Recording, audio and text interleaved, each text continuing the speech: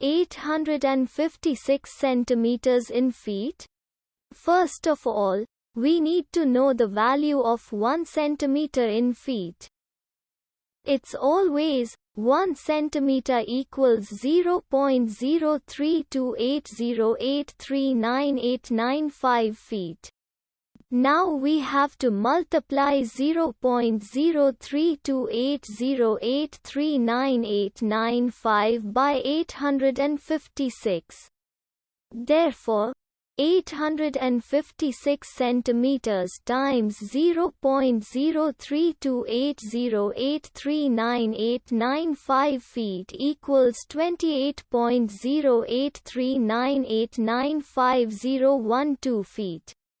So, in other words, 856 centimeters equals 28.083989512 feet. We hope you have enjoyed this video. Please like and subscribe to our channel for more videos like this.